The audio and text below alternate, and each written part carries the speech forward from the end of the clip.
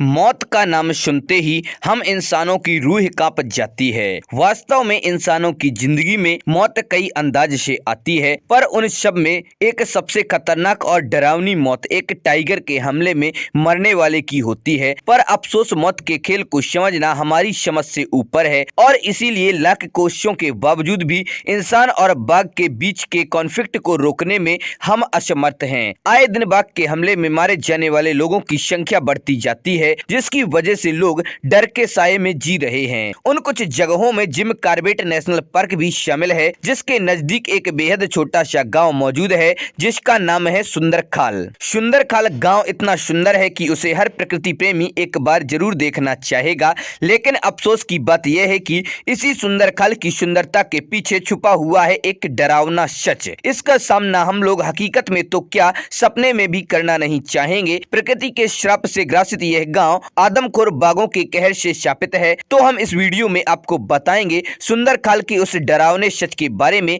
जो आपकी कई रातों की नींद भी खराब कर सकता है। तो वीडियो को अंत तक जरूर देखें और हमारे चैनल पर पहली बार आए हैं तो हमारे चैनल फैक्ट्स क्रिएटर जी को सब्सक्राइब करें और बेल आइकन भी दबा दें।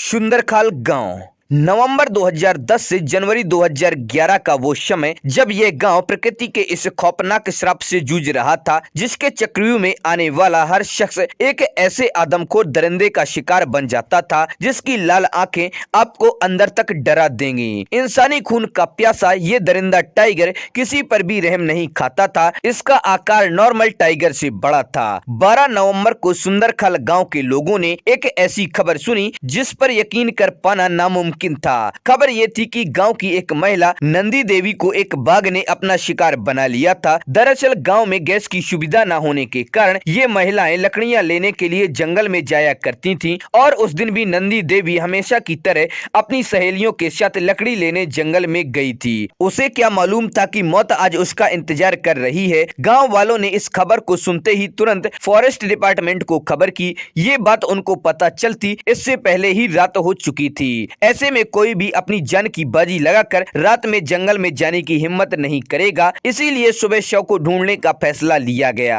अगले दिन 13 नवंबर की सुबह एक टीम शव को ढूंढने निकल पड़ी। थोड़ी ही देर में टीम ने शव को ढूंढ लिया। जब वे वहां पहुंचे तो देखा कि बाघ ने उस महिला को पूरी तरीके से खा लिया था और उसके बचे खुचे टुकड़ों को एक कपड़े में बांधकर शव को उनके परिजनों को सौंप दिया गया। इस हादसे के बीत जाने के बाद फॉरेस्ट डिपार्टमेंट ने भी इसे एक हादसा समझ लिया और इस बात को इग्नोर कर दिया। इसी दौरान पंजों के निशान से उन्होंने पता लगाया कि वह एक बाघिन है। इधर अभी मामला शांत ही नहीं हुआ था कि 6 दिन बाद गांव वालों को एक और खबर मिलती है कि कोसी नदी के किनारे रामनगर फॉरेस्ट रेंज के बाघ ने एक और महिला को अपना शिकार बना लिया था। दिन ढलने में अभी वक्त था। पूरे गाँव में अराजकता फैल चुकी थी। आनन फानन में फॉरेस्ट ऑफिसर्स के साथ गाँव वालों ने मिलकर शव की तलाशी शुरू कर दी थी। जल्द ही उन लोगों को वह जगह मिल गई जहाँ बाघ ने शिकार किया था। जब उन्होंने अपनी आंखों से उस महिला के शव को देखा तो ये देखकर वो इतना स्तब्ध हो गए कि उनका शरीर कुछ समय के लिए ठंडा सा पड़ गया। बाघ ने सारे कपड़ों को नोचकर अलग कर दिया था और उसने उसे धड़ के नीचे वाले हिस्से को पूरा खा लिया था। इस बाघ ने इतनी बेरहमी से उस महिला पर हमला किया कि जिसने भी देखा वो डर गया। अचानक हो रहे ये हादसे गाँव वालों की सोच से परे थे, क्योंकि ऐसा पहली बार हुआ था कि एक ही सप्ताह के भीतर बाघ ने दो लोगों को अपना शिकार बनाया था। जंगल के छोटे ऑफिसर्स ने अपने सीनियर अधिकारियों को यह सूचना नहीं दी और लाश को गांव वालों को सौंपकर वो वापस अपनी चौकी लौट गए। गांव वाले फॉरेस्ट ऑफिसर्स के रवैये से बिल्कुल भी खुश नहीं थे, क्योंकि दो हादसों के बावजूद फॉरेस्ट ऑफिसर ने कोई कदम नहीं उठाया। बात है 29 दिसंबर 2010 की। इसमें आने वाले खतरों से अनजान फॉरेस्ट डिपार्टमेंट के लोग जिम कॉर्बेट नेशनल पार्क में 75वीं सालगिरह मना रहे थे। इधर एक महिला लकड़ी काटने के लिए जंगल में जाती है, जहाँ वो आदमखोर बाघ घात लगाए पहले से ही बैठा था। मौका देखते ही उस बाघ ने महिला को मार डाला, लेकिन इस बार गांव की महिलाओं ने बाघ को अच्छे से देखा था और उन्होंने वापस आकर गांव वालों को बता दिया कि गोमती दीदी को आदमखोर बाघ ने मार डाला है। आनन फानन में गांव वालों ने लाठी डंडे और कुल्हाड़ी लेकर जंगल में गए तो उन्हें उस महिला का मृत शरीर ही मिला, जो कि बहुत ही बुरी तरीके से विक्षिप्त था। मतलब कि उसके शरीर के अंग अलग अलग हो चुके थे और खून से लथपथ थे। किसी भी में इतनी हिम्मत नहीं थी कि लाश के सभी हिस्सों को समेट समेट कर इकट्ठा कर सके। इसके बाद गाँव के लोगों का गुस्सा अपने चरम पर था और उन्होंने फॉरेस्ट विभाग पर हमला करने की योजना बनाई। अगले दिन 30 दिसंबर को बहुत सारे लोग धनगरी गेट को बंद करवा देते हैं। सुंदरकाल गांव के सभी लोग धरना प्रदर्शन करने लग जाते हैं और बाघ को मारने की मांग करने लगते हैं। गांव वालों के गेट बंद करवाने और उनके धरना प्रदर्शन से टूरिज्म पर बहुत बड़ा प्रभाव पड़ता है। गांव वालों के गुस्से को ध्यान में रखते हुए जिम कार्बेट के chief mister Lucy Tiwari ji ने बाघ को मारने का आदेश दे दिया और 2 शिकारियों को बाघ को मारने के लिए भेज दिया गया। 7 जनवरी को एक बाघ भी पकड़ा जाता है, लेकिन जांच में पता चलता है कि ये वो बाघ नहीं है जिसने महिला को मारा है, इसीलिए उसे वापस जंगल के कोर टेरिटरी में छोड़ दिया जाता है। इसके 3 दिन बाद यानी 10 जनवरी को एक और घटना की जानकारी मिलती है कि वाइल्ड लाइफ टीम और गांव वालों को एक और महिला की लाश मिलती है, लेकिन इस बार उस बाघ ने महिला को बिल्कुल भी नहीं खाया था और उस महिला की लाश के पास आधे खाए हुए श्यामर की लाश भी मिलती है। इसीलिए इस बार यह अनुमान लगाया गया कि बाघ ने अपने शिकार को बचाने के लिए महिला को मारा था। एक शाम कुछ वन विभाग के कर्मचारियों को एक बाघिन मिलती है, जिससे वह उस पर तुरंत ही गोली चला देते हैं। कैमरा ट्रैपिंग से यह पता चलता है कि गांव के पास 2 नर और 2 मादा बाघ का निवास है। इधर बढ़ते मामलों के चलते उस बाघ को पूरी तरह से आदमखोर घोषित कर दिया जाता है। काफी कोशिशों के बावजूद किसी भी पिंजरे में वह बाघ कैद नहीं किया गया और न ही कोई डॉक्टर उसे ट्रैंकुलाइज कर पाए। हालात काबू से बाहर हो रहे थे, जिससे गाँव वालों में आक्रोश बहुत ज्यादा बढ़ रहा था। इसी बीच 20 जनवरी को एक और महिला को इस आदमखोर ने अपना शिकार बनाया, जो रात के वक्त अपने घर के बाहर निकली हुई थी। उस औरत की चीखों से पूरा का पूरा गांव सहम गया। किसी में इतनी भी हिम्मत नहीं थी कि उस बाघ का सामना भी कर सके।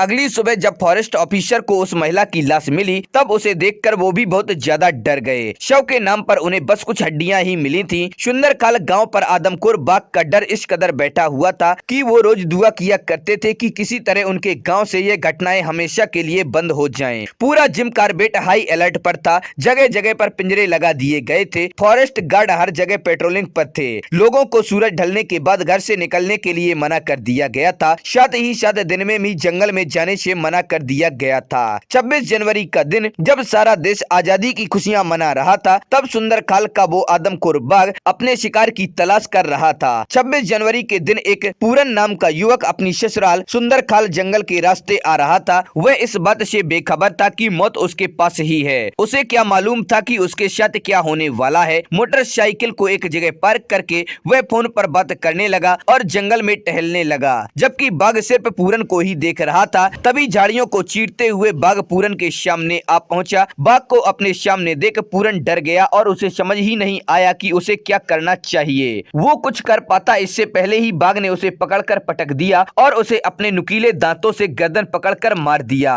उधर पूरन के घर वाले लगातार पूरन को फोन कर रहे थे, पर उन्हें क्या पता था कि उसे सुंदरकाल के आदमखोर बाघ ने मार डाला है। इसके बाद उन्होंने तुरंत अपने ससुराल वालों को फोन किया और पूरन के बारे में पता करने को कहा। अगली सुबह गांव वालों को पूरन की मोटरसाइकिल मिलती है और कुछ दूर तक पांव के निशान भी मिलते हैं। उसके बाद उन्हें खून के धब्बे नजर आते हैं। गाँव वाले यह समझ जाते हैं कि पूरन पर बाघ ने हमला किया है और वे सतर्क हो जाते हैं। तभी उनकी नजर झाड़ी के पास बैठे आदमखोर पर पड़ती है, जो पूरन के शरीर को खा रहा था। इसे देखकर सबके पैरों तले जमीन खिसक जाती है। लोगों ने गुस्से में आकर वन विभाग पर हमला कर दिया, जिससे 2 फॉरेस्ट गार्ड घायल हो गए। गांव वालों के सब्र का बांध टूट गया। तभी वहां के एक गार्ड ने फॉरेस्ट डिपार्टमेंट के सीनियर को पूरी जानकारी दी और कहा कि जल्दी ही एक शिकारी की टीम यहां भेजिए और समस्या को हल कीजिए, नहीं तो गांव वाले किसी को नहीं छोड़ेंगे। गांव वाले बस उस टाइगर को किसी भी हाल में मरा हुआ देखना चाहते थे। हालात को देखते हुए जिम कार्बेट की 2 टीम दोपहर 2 बजे 4 हाथियों पर बैठकर निकल पड़ते हैं उस आदमखोर बाघ का शिकार करने।